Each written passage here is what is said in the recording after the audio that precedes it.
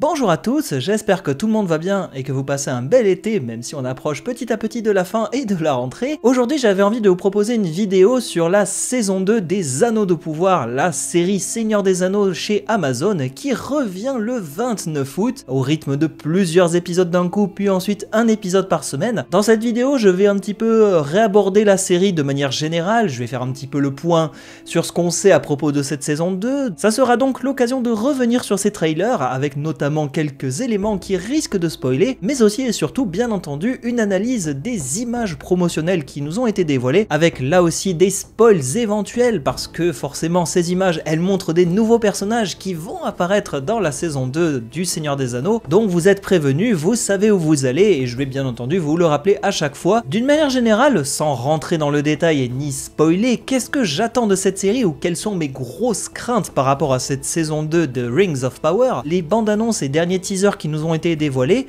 au-delà des images, elles m'ont quand même donné sacrément envie, je dois le reconnaître, parce que le rythme semble être quand même beaucoup plus accentué, les personnages ont clairement maintenant leurs idées en tête et les enjeux sont définis par rapport à la saison 1 des Anneaux de Pouvoir. Toutes ces intrigues qui ont été tissées au fil de la saison 1 et qui semblent amener vers cette grande guerre qui est teasée déjà dès la fin de saison 1 et qui semble vraiment transparaître dans cette saison 2, avec notamment beaucoup de personnages qui sont amenés à se rencontrer et des rencontres qui, je l'espère, seront riches en émotions et pourquoi pas aussi poursuivre les bonnes choses qui avaient été initiées en saison 1. On va pas le redire, mais la saison 1 elle a quand même des qualités, pour certains elle n'en a aucune. Moi je suis un petit peu plus mesuré quand même, je trouve qu'elle a quelques qualités, il faut remettre à César ce qui est à César. Les musiques sont excellentes dans la série Rings of Power, j'ai adoré ce que nous a proposé Bear McCreary dans la saison 1 et j'ose espérer que la saison 2 sera du même acabit. Le visuel aussi était très réussi avec notamment tous ces orques qui portaient des prothèses et j'adore les orques qui portent des prothèses, même les acteurs, ça a tout ce côté réaliste alors que dans le Hobbit c'est dégueulasse, ce sont des orques qui dégueulent de CGI. Là au moins dans la série Rings of Power les orques sont magnifiques et il y a tout cet aspect là qui est travaillé et je trouve que c'était quelque chose de réussi. Maintenant ce que j'attends aussi c'est que la série répare les erreurs de la saison 1 parce qu'il y en avait forcément, la saison 1 n'est clairement pas exempte de défauts et malheureusement le gros problème que j'ai avec cette série, eh bien c'est l'intrigue des Anneaux de Pouvoir qui est à mon sens pour l'instant foirée. Les Anneaux des Elfes dans les livres, ils ne sont pas forgés en premier, ils sont forgés en dernier parce que justement le Seigneur des Ténèbres Sauron, il vient duper Celebrimbor en étant déguisé en Anatar le dispensateur sous la forme d'un elfe. Celebrimbor en réponse à cela va forger les Anneaux des Elfes qui sont des anneaux qui n'ont pas été touchés par le Seigneur du Ténèbres et c'est pour cela aussi que ces anneaux sont bons et qu'ils ne font pas le mal même s'il y a quelques effets indésirables notamment sur l'un des 3 anneaux. Le problème c'est que la série Rings of Power a fait l'inverse, ils ont forgé les Anneaux des Elfes suite à la tromperie de Sauron mais il n'y a eu aucune tromperie dans la saison 1, il s'est juste fait passer pour Halbrand et en fait il s'est révélé juste à Galadriel et le problème c'est que les Anneaux des Hommes et des Nains ne sont pas forgés et visiblement si vous avez regardé les diverses bandes annonces de la saison 2, la forge des Anneaux des Hommes et Nains va être abordée dans cette saison 2 et c'est justement un problème parce que à moins de faire un flashback, je ne vois pas comment tu peux faire revenir Sauron directement auprès de Celebrimbor. Pour moi c'est ça le gros problème, déjà je vois pas comment ils peuvent se dépatouiller de cette histoire et comment ils peuvent rendre tout cela cohérent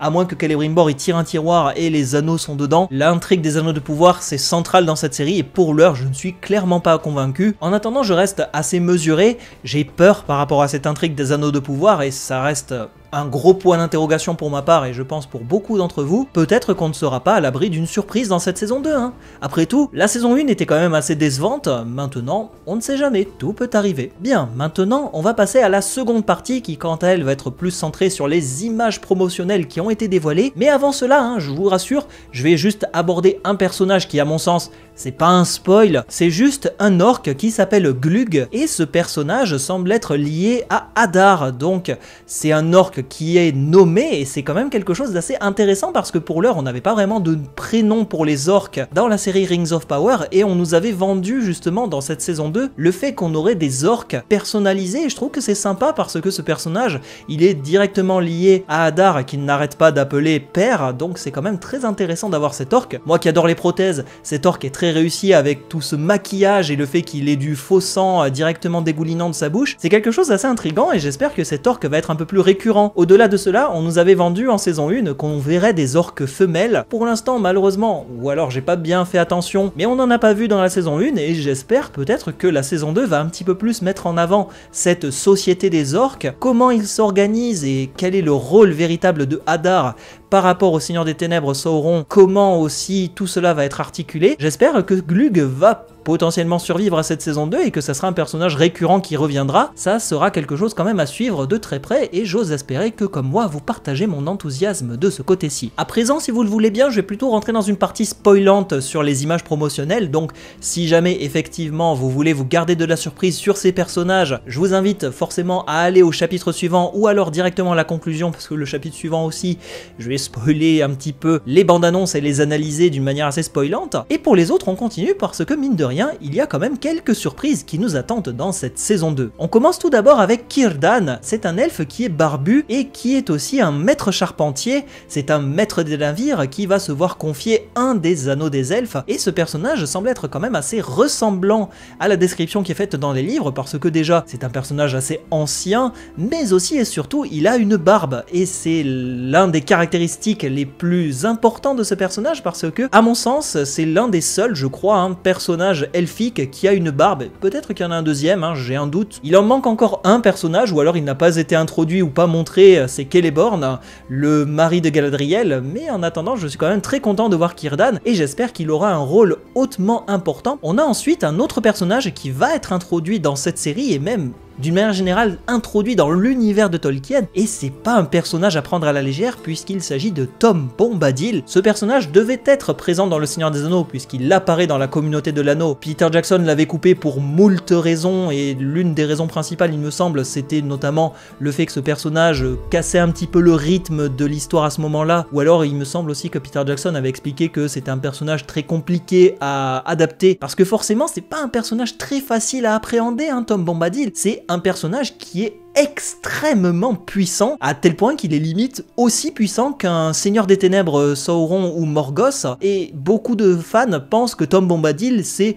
un être cosmique, voire même Eru Ilúvatar, la divinité suprême, le père de toute création et de toute chose. C'est littéralement un être de lumière et un être qui n'est pas perverti par l'anneau parce qu'il le met un moment à son doigt dans le Seigneur des Anneaux et il l'enlève comme si c'était rien, il le donne à Frodon comme s'il s'en foutait. Donc en fait il n'est pas perverti par l'anneau parce qu'il ne ressent pas vraiment le pouvoir de l'anneau. Et ça prouve aussi le caractère vraiment incroyable de ce personnage. J'ose espérer qu'ils ne vont pas foirer l'intrigue de Tom Bombadil parce que c'est un personnage extrêmement puissant. Introduire ce personnage dans l'histoire, ce n'est pas quelque chose qui se fait à la légère. Au contraire, je pense qu'il faut vraiment être sûr de son coup parce que les fans avec Tom Bombadil, ils sont extrêmement tatillons. On a ensuite un autre personnage qui revient, et pas des moindres puisqu'il s'agit de l'araignée Arachné, donc Shelob en anglais, et cette araignée visiblement déjà elle est beaucoup plus petite que dans le film Le Retour du Roi. C'est normal, hein, ça se passe des milliers d'années avant Le Retour du Roi, et c'est donc logique qu'elle ne soit pas aussi grosse et grande que dans le film de Peter Jackson. En attendant, je trouve ça intéressant parce que le design ressemble beaucoup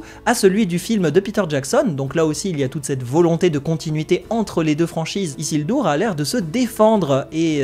on sait que le personnage n'est pas mort, hein. Isildur va devoir très certainement voyager à travers le Mordor et possiblement passer dans les montagnes où il va rencontrer Arachné directement dans sa cachette, donc ça sera un petit clin d'œil sympa avec une séquence d'horreur, je n'en doute pas. En attendant, je ne sais pas vous, mais la présence de ce personnage, elle m'intrigue au plus haut point. Et enfin, il y a un autre personnage qui a été dévoilé à travers les images promotionnelles, c'est ce magicien qui est incarné par Ciarán Hinds, un acteur qu'on connaît très bien nous les fans de Game of Thrones puisqu'il jouait le roi au-delà du mur, Mance Rayder, mais aussi et surtout Jules César dans l'excellente série Rome que je vous recommande si vous ne l'avez pas vue. Et ce personnage, déjà, on sait qu'il est appelé le Dark Wizard, donc le magicien noir ou le mage sombre, hein, selon les dires du showrunner. Et ce personnage, on ne sait pas vraiment qui c'est, si ce n'est que c'est un magicien, donc un Istar. Beaucoup pensent que ça serait Saruman qui a accompagné les mages bleus et qui serait là en attendant d'avoir peut-être potentiellement d'autres histoires. Faut pas oublier non plus que les magiciens, dans l'histoire, il y a deux versions. La version la plus connue et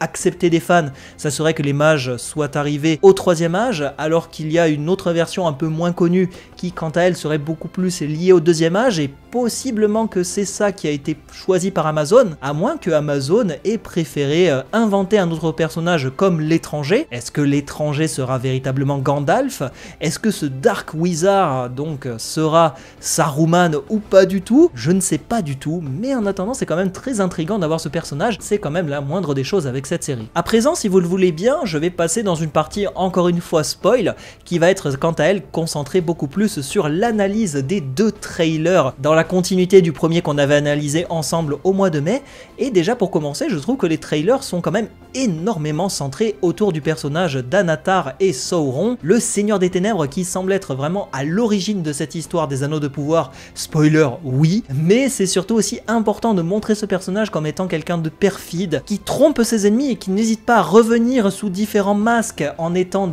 déguisé. Et c'est peut-être ça aussi la difficulté de cette série, parce que le visage ne change pas beaucoup et peut-être que ça aurait été plus intelligent de changer le personnage. Visiblement, d'après ce que j'ai compris, le personnage va être incarné par un autre acteur, donc là aussi il y aura cette intrigue là qu'il faudra très certainement revoir ensemble lorsque les épisodes seront disponibles. Et comme je vous ai dit un petit peu dans la première partie, le gros problème que j'ai avec ces trailers, c'est que forcément toute l'histoire est mise en avant autour des Anneaux de Pouvoir, mais les Anneaux de Pouvoir devraient logiquement être déjà forgés à ce moment-là de l'histoire. Est-ce que ça va être un flashback de 3 épisodes qui va nous expliquer que il fut un temps, il y a un mec qui s'est présenté et Celebrimbor il va se souvenir en fait qu'il a été dupé et ça expliquerait pourquoi il a forgé les Anneaux des Elfes? Ça serait très bateau. Ou alors ils continuent et ils vont faire revenir Sauron sous la forme d'Anatar pour forger les Anneaux des Nains et les Anneaux des Hommes, ce qui posera un énorme problème de cohérence et de continuité, mais je ne vois pas comment ils peuvent s'en sortir. Clairement, je vois pas. Ça, pour moi, c'est un très gros problème de cette série, cette intrigue des Anneaux de Pouvoir. S'ils avaient vraiment respecté l'histoire, au moins on serait pas là à se torturer l'esprit, à voir comment ils pourraient s'en sortir. Je suis très perplexe à travers cette histoire quand même. Ensuite, à mon sens, dans ces bandes annonces, il y a quand même toute cette sous-intrigue qui ressort avec Galadriel qui met l'anneau des elfes à son doigt, et le gros problème aussi, c'est que Elrond, il semble choqué dans le sens où pour lui cet anneau est dangereux, même Gil-galad semble être un petit peu sur la réserve et tous les autres aussi, mais j'ai l'impression quand même qu'il va y avoir une sorte de sous-intrigue en mode non mais l'anneau il me pervertit pas, alors que oui, Galadriel elle va commencer un petit peu à changer d'attitude à force de garder l'anneau à son doigt. Ça risque aussi d'être une intrigue et je pense que c'est peut-être un gros problème, parce que je rappelle encore une fois que ces anneaux de pouvoir des elfes n'ont pas été touchés par la magie du Seigneur des Ténèbres Sauron. Ça fait qu'ils ne sont pas pervertis par son côté ténébreux, et c'est ça aussi le problème, parce que visiblement ils ont l'air d'être pervertis, et Elrond le dit lui-même dans la bande-annonce, on ne sait pas quels sont les pouvoirs de ces anneaux. Oui, c'est le cas, on ne connaît pas forcément le pouvoir de ces anneaux, mais pour lui, ces anneaux sont en train de tromper Galadriel, alors que Galadriel elle dit non, ces anneaux me guident. Donc est-ce que c'est juste un objet que tu mets et il va te guider, ou au contraire est-ce que ça va être des anneaux qui vont soigner la Terre du Milieu, comme s'il semble être le cas avec cette scène où on voit directement le fait qu'ils mettent les anneaux et le Malorn qui semble être un petit peu soigné alors qu'il était malade dans la saison 1. J'ai quand même un gros problème avec ces intrigues des anneaux de pouvoir, et j'espère vraiment que Galadriel ne va pas devenir complètement taré à force de mettre cet anneau. Ça serait là aussi un très gros problème de cohérence par rapport à l'histoire des anneaux des elfes. Il semblerait aussi qu'on ait toute une intrigue autour des anneaux des nains et le fait que le roi Durin III semble avoir l'anneau de Sauron directement offert par ce personnage, et cet anneau commence un petit peu à le pervertir. Là pour le coup c'est très bien, parce que oui, l'anneau des nains pervertit les nains, mais pas comme Sauron aurait espéré l'avoir, parce que pour lui c'était les avoir sous son pouvoir, mais les nains sont résistants à la magie. Par contre, en effet secondaire, les anneaux des nains décuplent la soif d'or à tel point que ça devient une maladie chez les nains, et ça va devenir une maladie chez d'autres personnages dans le futur. Et c'est très important de montrer que le prince Durin est très soucieux par rapport à son père, en lui demandant même d'enlever l'anneau, et c'est pour cela qu'il se prend un chassé, parce que le père il a pas forcément envie d'enlever l'anneau. Au contraire, l'anneau c'est ce qui lui donne encore plus soif de richesse. Là pour le coup c'est quand même sympa de voir cette intrigue et j'ose espérer qu'il va y avoir quelque chose à ce niveau-là. Mais aussi il y a toute cette histoire avec le Balrog et là encore une fois je ne vois pas qu'est-ce qu'ils peuvent faire avec l'anneau et l'histoire du Balrog en même temps. J'ai peur que ça surcharge trop, à moins que le Balrog se réveille et que ça soit lui qui soit à l'origine de la chute du royaume de Khazad-dûm. Je ne sais pas du tout, mais en attendant ils aiment beaucoup ce Balrog et ils aiment beaucoup nous le montrer. Est-ce que le Balrog va se réveiller et donner un coup d'épée en descendant, ce qui va faire tomber les grosses pierres qu'on a vues dans la bande-annonce précédente? Ou est-ce qu'au contraire c'est juste une vision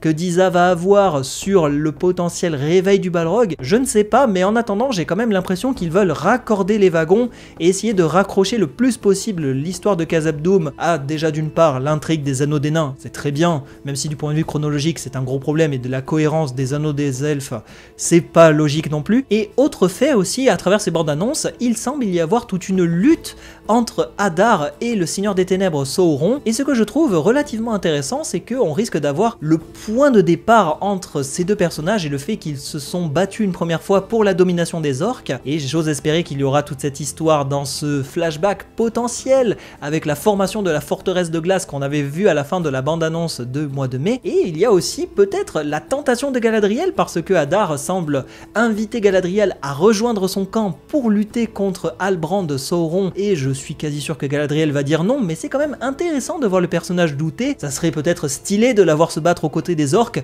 même si du point de vue de la cohérence, je vous avoue, on en a plus rien à faire, mais avec cette série, la cohérence des fois ça va, ça vient. Ça serait intéressant quand même pour l'histoire, mais à mon sens, je ne vois pas Galadriel se battre à côté des orques. Elle va très gentiment refuser cette bataille à mon sens, et je pense que cela va justement aboutir à la grosse bataille de Adar qui attaque les régions, à moins que ça ne soit encore une fois une duperie et tromperie de Anatar, le dispensateur Sauron, qui se fait passer pour un personnage différent et qui arrive à duper Adar en lui proposant d'attaquer cette forteresse. Je ne sais pas à quoi m'attendre, mais en attendant, cette histoire de Adar, elle m'intéresse beaucoup, et à mon sens, c'est peut-être le gros point positif que j'avais avec la première saison. Pour le coup, je trouve que c'est sympa quand même de voir le personnage bien mis en avant. Le nouvel acteur semble plutôt bien correspondre au personnage, et j'ose espérer aussi qu'il s'en sort encore mieux que Joseph Mawel, qui était impérial dans le rôle de Adar. En conclusion, ce que je peux dire, c'est que cette saison 2, pour moi, je vais pas vous le cacher, les bandes annonces me donnent quand même envie, je suis pas non plus comme The Witcher en mode c'est pas terrible. Là pour le coup, je trouve que les bandes annonces sont sympas.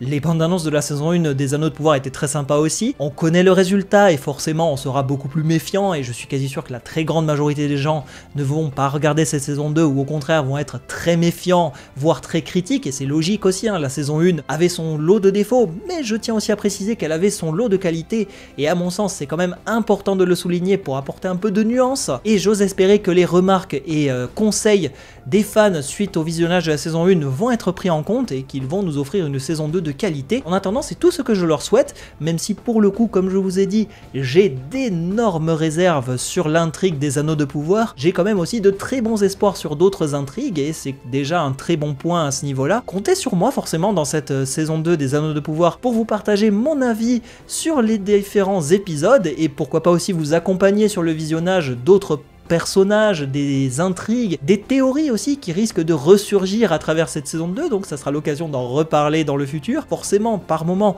on sera très certainement en désaccord, mais c'est ça aussi qui fait le charme des échanges avec vous. J'aime beaucoup échanger sur nos accords et désaccords, et parfois aussi vous montrer que j'ai raison, mais aussi vous montrer des fois que j'ai tort, et je suis très content de pouvoir échanger avec vous de cette manière-là. Dites-moi en commentaire ce que vous pensez de toutes ces analyses, si vous êtes d'accord avec moi, si vous partagez mes craintes, ou au contraire si vous êtes beaucoup plus positif, c'est bien et c'est important de le dire. Donc n'hésitez pas à partager vos ressentis sur cette bande-annonce, sur cette saison 2, vos espoirs, craintes, et au contraire ce que vous attendez ou pas. Merci beaucoup à vous, et on se dit à très bientôt pour de nouvelles vidéos sur le Seigneur des Anneaux. Salut à tous!